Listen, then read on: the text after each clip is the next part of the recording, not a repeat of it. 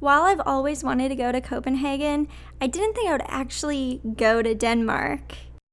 I didn't plan on going on this trip until a little bit under a year ago, and when it became an opportunity to me, I realized that this might be a once-in-a-lifetime chance. I love going on watercraft, so you're going to see a few boat tours in here. Not that much from the cruise ship, because I'm not super into cruise ships, but I am into seeing the architecture and the historical context of a city by water, especially if it is traditionally and historically a city on the water.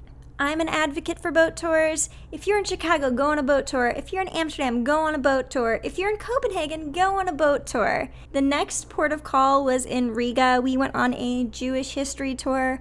All of these countries were strongly affected by World War II. The Jewish community was undoubtedly very affected by the Holocaust, and this tour was a good opportunity to remember that just because I live in America and that's so far away doesn't mean that this wasn't a reality.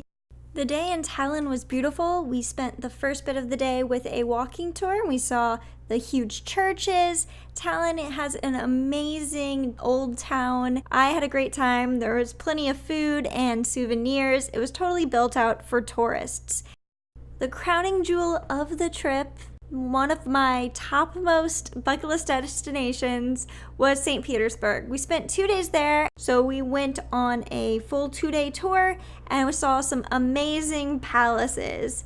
Everything was decked out in gold and incredibly elaborate, and it kind of makes you think that we need to overthrow the system that's in charge and give it over to the people. I'm completely joking. I get that might still be a little close to people's hearts. St. Petersburg was beautiful. The city blocks are absolutely huge. I live in New York City. The city blocks are a little bit more manageable and built for people. It seemed like St. Petersburg, at least in the old part that we were visiting, was built to get around with like horses or something a little bit larger scale.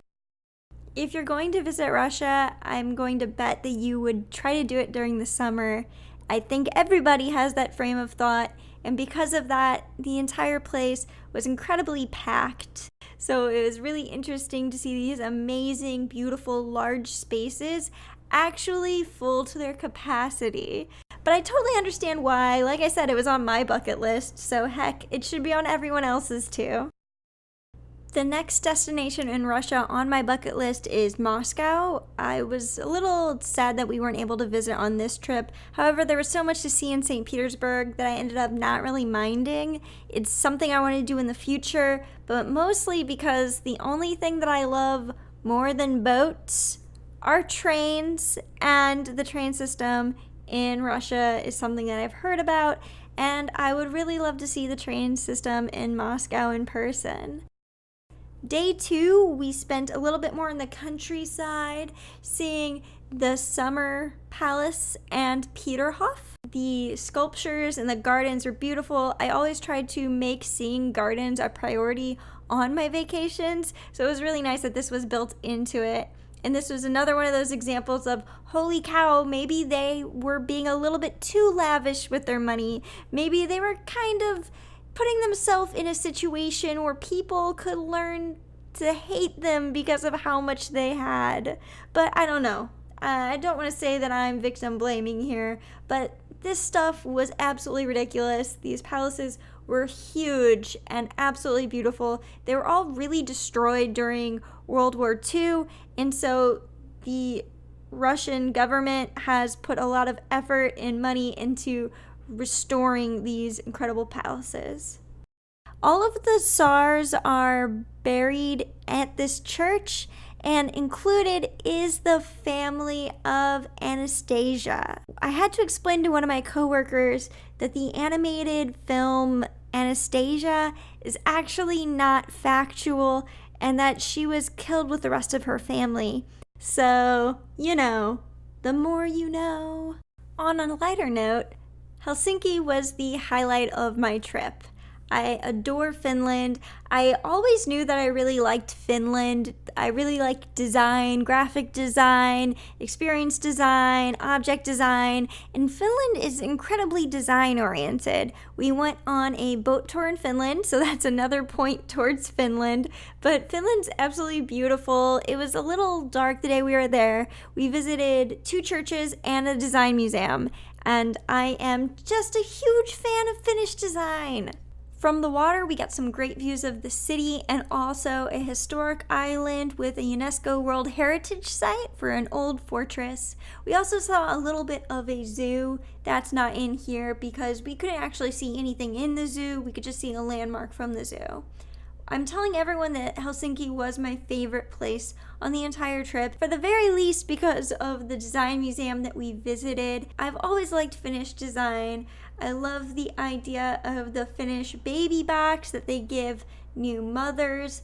That is my ride or die idea. I absolutely adore that. Also, I'm a huge fan of minimalism and simple shapes and colors, really flat design. That's what I'm here for. So the design museum was great, but not just the design museum. There's also a really great design district. All of the architecture in Finland is really interesting. The way that the city is built is great. And all of the maps that we saw were also incredibly designed. Like, it wasn't just the design museum. It was just like a general aura of things being consciously put together. On that note, the cruise ship did not do a great job communicating what time the ship was going to be boarding, so we were about a half an hour late, and if you've ever been on a cruise, they don't wait for anyone. So we were 2 minutes away from being left in Finland, and that's totally on the cruise line. I don't take responsibility for that. They didn't communicate things very well, and they definitely left people in Finland because they didn't communicate very strongly. If Helsinki was number 1, then Stockholm was definitely number 2. Sweden has amazing culture and history, and how could I not go to the ABBA Museum? I'm a huge ABBA fan. I love the musical Mamma Mia, even though it's kind of kitschy, and as long as I've known that the museum has existed, I've wanted to go. So I was really excited to do that and super happy to get the opportunity to go. Shout out to the farms of Klaipėda. We went to a Soviet nuclear facility in Lithuania, which is honestly something that I never thought I was going to do. It was very cool. They had the missile silos underground, and we were able to go through the underground facility. Very interesting to learn about, like, sad the way that history left this place, and it was a really good historical context. The Cold War was recent enough in history that my history textbooks didn't dive into it a whole lot, and I didn't pursue the information about it. Also, I'm really grateful that this tour ended with local food, with the actual cuisine of Lithuania. A huge disappointment in Russia was that one of the 2 days our meal wasn't particularly Russian. So I was really excited in Lithuania when we went to a local restaurant that served local fare. So Poland I've always wanted to go to. My father's family is Polish. My grandparents spoke Polish. It's always been somewhere that I've been very passionate about going to. However, Poland was really beat up during World War II. We went to Gdansk, and Gdansk's old town was absolutely destroyed.